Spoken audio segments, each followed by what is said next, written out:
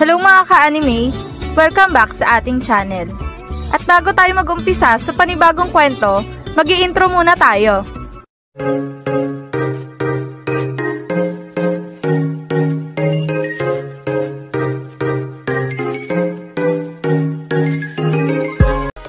Bago natin simulan ng panibagong kwento ng high school league, gusto ko nang ipaalala sa inyo ng paulit-ulit na ang kwentong ito ay isang fan-made lamang na nabasa ko lang sa isang site at hindi ito kasama sa totoong kwento ng Slamdunk. Ngayon, kung nagustuhan nyo ang ganitong kwento, please pa-like na ating video at pa-follow na din sa ating Bilibili account na Tagalog Anime Manga. Tara, umpisa na natin ang chapter 190 ng International League. Nagawa ang masupalpal ni Hanamichi si Sanji ng sobrang lakas na ikinatuwa talaga ng mga tropa nito. Ayos! Nabawian agad ni Hanamichi itong si Sanji sa ilalim ng basket. At ikaw naman Sanji, kung inaakala mong hindi ka kaya ni Hanamichi sa ilalim ng basket, pues, diyan ka nagkakamali. Dahil yung kaibigan namin ay hindi marunong sumuko. At dahil nabawian ka na ni Hanamichi, ngayon, siguradong ang isusunod niya naman ay ang kakampi mong si Ken. Kaya naman Ken, ihanda mo yung sarili mo. Dahil ipapahiya ka din ni Hanamichi sa laban na to. Yan ang sigaw ng mga tropa ni Hanamichi. Ang husay mo Hanamichi, nagawa mong bawian agad si Sanji. Sabi ko na nga ba, hindi ka papayag ng ganun-ganun lang. At ikaw Sanji, mabuti nga sa'yo at nabigyan ka ni Hanamichi. Ngayon, siguro naman alam mo na kahit sino pa sa inyo ang makalaban niya sa ilalim ng basket, hindi niya kayo sasantuhin. Yan ang sabi ni Mitsui na talaga namang natatawa kay Sanji. Habang si Sanji naman ay hindi pa din makapaniwala sa ginawa ni Hanamichi sa kanya. Ano? Nagawa niya akong i-block sa ganung sitwasyon? Ang akala ko pa naman ay napabagsak ko na siya kanina dahil hindi maganda ang kanyang posisyon, pero nagawa niya pa ding makabangon. Grabe, ibang klase talaga ang katawan nitong may pulang buhok na to. Yan ang gulat na sabi ni Sanji sa kanyang sarili nang biglang lumapit si Hanamichi sa kanya. Hoy Shokoy, ano ka ngayon? At nasa na yung yabang mo? Di ba sinabi mo kanina na hindi kita kaya? Pero parang tumiklop ka ata sa akin ngayon ah. Puro kasi yabang ang inuuna mo kesa magseryoso sa laro. Yan tuloy, natikman mo ang ganti ng isang ape. At siguro naman, matatauhan ka na at hindi ka na ulit magyayabang pa. Yan ang sabi ni Hanamichi kay Sanji. Sa kabilang banda naman, dahil sa lakas ng supalpal ni Hanamichi, ang bola ay tumilapon papalabas ng court. Kaya naman, napagdesisyon na ng referee na mapunta ulit sa kupunan ng Kuzo ang bola. At dinadala na nga ito ni Rio papunta sa kanilang basket. Ken, at ikaw Sanji, kayo na ang bahala dyan sa loob. At kami naman, dito kami sa labas gagawa ng puntos. Ngayon, humanda na kayo dahil gagawa tayo ng siguradong puntos. Hindi tayo pwedeng magkamali sa posisyon na ito. Dahil 2 minuto at 30 segundo na lang ang natitirang oras para sa huling half na ito. Kaya naman team, maging alerto na kayo. Dahil tatalunin na natin ang kupunan ng Shoku sa laban na to. At tayong aabante para sa susunod na raw ng ligang ito. Sige na, humanda na kayo at sisimulan na nating umatake. Yan ang sigaw ni Rio habang nakaisip na ito ng magandang plano na bigla itong umatake sa depensa ng Shoku. Ngunit, bigla din naman itong napahinto dahil sa agad siyang nabantayan ng mahigpit ni Rukawa. Saan ka pupunta Rio? Akala mo ba uubray ang plano nyo sa depensa namin? Pues, diyan ka nagkakamali dahil nakahanda na kami para sa ganyang pag-atake ninyo. Yan ang sabi ni Rukawa habang si Rio naman ay biglang napangiti. Akala ko ba kabisado mo na talaga ang plano namin Rukawa? Pero bakit parang andali nyo pa ding utuin? Yan ba talaga ang tunay na isplayer ng Shoku? Pues, binigo mo lang ako Rukawa. Yan ang sabi ni Rio. Sabay pasa ng bola papunta kay Jin. At nang hawak na ni Jin ang bola, agad naman itong umatake sa kanilang basket. At nang malapit na ito sa kanilang basket, agad naman itong binantayan ni Hanamichi. Ngunit, bigla din namang sumulpot si Sanji sa harapan ni Hanamichi at binigyan ito ng isang matinding screen upang hindi na makaporma pa si Hanamichi sa depensa at maging libre na si Jin para sa isang puntos. At ang nalibre na nga itong si Jin, agad naman itong tumalon at gumawa ng isang layup na naging dahilan upang maibaba na nila sa isang puntos ang kalamangan ng Shoku. At kahit Shoku ang lamang, pumapabor sa Kuzo ang laban. Sa kabilang banda naman, hawak na ng Shoku ang bola at sa pagkakataon na to, si Rukawa ang nagdadala nito papunta sa kanilang basket. Mga kasama, makinig kayo! Huwag kayong magpapa-apekto sa ginawa nilang puntos. Malapit na ang huling 2 minuto. Kaya naman, kailangan nating makagawa ng puntos dito para hindi nila tuluyang makuha ang takbo ng laban na ito. Ngayon, humanda na kayo dahil tayo naman ang gagawa ng puntos sa laban na to. Yan ang sigaw ni Rukawa nang biglang sumigaw na din itong si Hanamichi. Tama! Tama ka, Rukawa! Hindi dapat tayo mataranta dito. Tandaan nyo, kasama nyo ang henyong si Hanamichi. Ako ang magpapanalo sa laban na to. Yan ang sigaw ni Hanamichi na naging dahilan upang magsigawan na ang buong tropa ng Shouko. Yan! Ayos yan! Yan talaga ang gusto naming makita mula sa inyo. Ang inyong buong tapang na makipaglaban sa isang digmaan. Sige, Sakuragi at Rukawa, kaya nyo yan. Ipakita nyo sa kanila sa buong Kuzo kung gaano nga ba kabangis sa mga malalaro ng Shouko. Yan ang sigaw ng mga tropa ng Shouko. Sa kabilang banda naman, hawak na ni Rukawa ang bola at idinidribble niya na ito papunta sa kanilang basket habang binabantayan ito ng mahigpit ni Rio. Subalit, sa pagkakataon na to, sobrang seryoso ng dalawang kupunan at talaga namang makikita sa kanilang mga mata na walang sino man ang gusto magpatalo sa kanila. Nang bigla nag-double crossover si Rukawa, ngunit agad din naman itong nabasa ni Rio.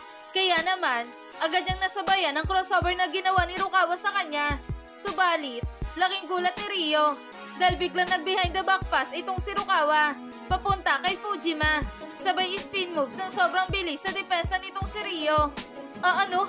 Isang behind the back pass? Sabay spin moves sa depensa ko? Patay na. Nakawala na siya sa akin. Pero ang ipinagtataka ko, kung ano nga ba talaga ang binabalak niyang gawin. Yan ang sabi ni Rio sa kanyang sarili. Habang si Rukawa naman ay tuluyan ang nakalusot sa depensa ni Rio. Nang biglang sumigaw si Rukawa. Fujima! Ipasa mo pabalik sa akin ang bola, dali! Yan ang sigaw ni Rukawa na naging dahilan upang agad na ipasa ni Fujima ang bola papunta sa kanya.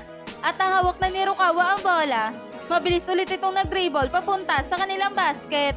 Ngunit, agad din itong napahinto dahil bigla siyang binantayan ng mahigpit ni Ishido. Saan ka pupunta, Rukawa? Akala mo ba ganun ka lang kadali makakalusot sa depensa namin? Pues, diyan ka nagkakamali dahil hindi kita papapuntusin ng ganun lamang kadali. Yan ang sabi ni Ishido na talaga namang nakahanda na para depensahan si Rukawa. Habang si Rukawa naman ay bigla nag-jump step, sabay sinamahan niya ito ng isang peking tingin papunta kay Mitsui. Habang itong si Ishido naman ay kumagat sa ginawang peke ni Rukawa. Kaya naman, agad itong dumepensa sa direksyon ni Mitsui.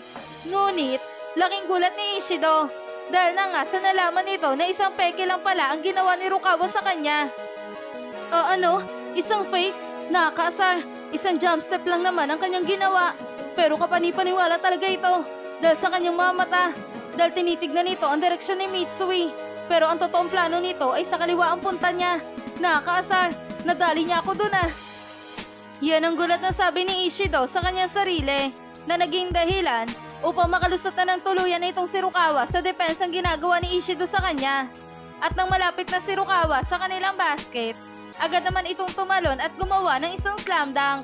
At sa pagkakataon na to, wala na nakasabay pa kay Rukawa dahil na nga sa higpit ng pagbabantay ni Akagi at Hanamichi sa ilalim ng basket.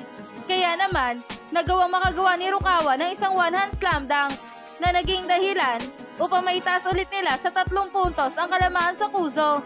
Nang biglang tumunog na nga ang buzzer. Huling 2 minuto na para sa huling yugto na laban na to. Yan ang sigaw ng referee na labis na ikinagulat talaga ng buong manonood sa loob ng court dahil hindi nila napansin ang oras sa sobrang intensong laban ng magkabilang kupunan. Ano? Anong sabi ng referee? Huling 2 minuto na lang? Parang ang bilis naman ata. Tama ka nga ng dinig. Pero dahil sa sobrang ganda ng laban, hindi na din natin napansin ang oras dahil sa intensong laban ng magkabilang kupunan na to. Tama ka dyan, kaibigan. Kahit ako nagulat. Pero ganun talaga pag maganda ang laban. Hindi natin napapansin ang oras dahil nakafocus lang tayo sa kanilang laro. Kumbaga, wala na tayong pakialam sa oras-oras na yan. Dahil ang tayong gusto na lang nating malaman dito ay kung sino nga ba ang magwawagi sa 2 kupunan na ito. Ang Shouko ba o ang Kuzo? Pero kahit sino ang manalo sa kanila, pares naman nilang deserve yun. Yan ang usapan ng mga manonood na talaga namang sobrang nagagandahan sa laban ng 2 kupunan. Sa kabilang banda naman, nang nakababa na itong si Rukawa galing sa kanyang slam dunk, agad naman itong tumingin sa buong malalaro ng Kuzo. Kayong mga taga-Kuzo, ngayon, magsisimula na ang hinahangad yung tunay na laban. At sa laban na to, sisiguraduhin namin na pagsisisihan ninyo ang mga insulto na binitawan nyo sa aming kupunan. Yan ang seryosong sabi ni Rukawa na naging dahilan upang mapatayo si Kogure sa kanyang kinauupuan. Ayos! Ganyan nga, Rukawa! Pakitaan mo sila ng bangis ng isang Kaide Rukawa! Ang Kaide Rukawa na pinakamalakas na ace player sa ligang ito! Yan ang sigaw ni Kogure. Habang ang coach ng Kuzo naman ay biglang naalarma kay Rukawa. Naku po, mukhang nagsaseryoso na ang kupunan ng show ko ah. Hindi na dapat kami maging kampante dito. At hindi na dapat namin itong gawing biro lamang.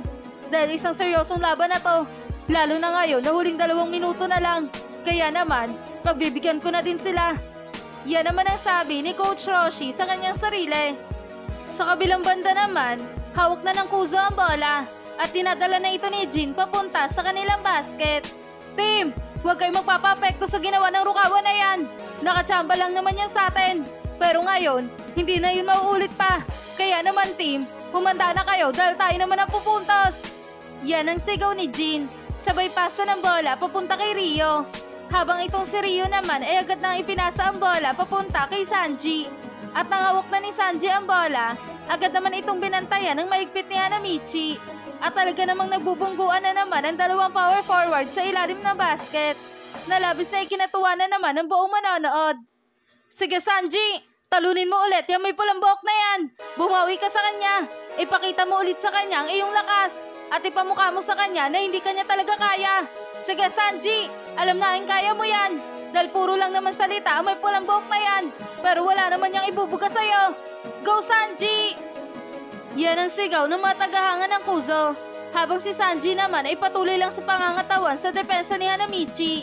At sa pagkakataon na to, talaga namang napapaatras ni Sanji itong bida nating si Hanamichi. At talaga namang nahihirapan ng uso si Sakuragi sa pagdidepensa kay Sanji. Nang bigla nitong naalala ang sinabi ni Akagi sa kanya. Tama, ito na ang pagkakataon. Ang pagkakataon upang gawin ang itinuro sa akin ni Akagi. Huwag puro tapang lamang ang ibigay sa laban. Sapagkat hindi ka mananalo gamit lamang ang tapang. Kailangan samahan mo ito ng panggugulang. At sabi nga nila, hindi ka magaling kung hindi ka magulang sa laban. Yan ang sabi ni Hanamichi sa kanyang sarili. Habang si Sanji naman ay patuloy lang sa pagbangga ng malakas kay Hanamichi. At nang babanggain ulit sana ni Sanji itong si Hanamichi ng malakas, bigla namang umatras si Hanamichi. Ngunit, laking gulat ni Hanamichi dahil na nga sa hindi man lang naapektuhan itong si Sanji. Anong ginagawa mo Hanamichi? Akala mo ba madadala ko ng panggugulang mo na yan? Pwes, diyan ka nagkakamali dahil nakita ko na yung technique mo na yan. Na kapag binunggo kita, aatras ka bigla para mawalan ako ng balanse at mapatumba ko. Ngayon, na umatras ka, siguradong amin na ang puntos na to. Subukan mong sabayan ang gagawin ko ngayon. Yan ang sabi ni Sanji. Sabay tumalon at takmang gagawa ng isang jump shot. Ano? Patay na. Delikado ako nito. Hindi umubra ang binabala ko sa kanya. Naku po, kailangan ko siya pigilan sa kahit na anong paraan. Yan ang sabi ni Hanamichi sa kanyang sarili. Sabay pilit sa pagtalon at sinabayan itong si Sanji sa ere. Ngunit, huli na ang lahat. Dahil na nga sa naibitaw na ni Sanji ang kanyang tira. At itong si Hanamichi naman ay bumunggo nga sa katawan ni Sanji. Na naging dahilan upang bumagsak silang dalawa sa sahig. At ang bolang itinira ni Sanji ay tuluyan na nga pumasok sa kanilang basket. Nang biglang pumito ang referee. Basket counted! 1 free throw! Yan ang sigaw ng referee. Nalabis na ikinagulat talaga nitong bida natin. At dito na nagtatapos ang Chapter 190 na internationally.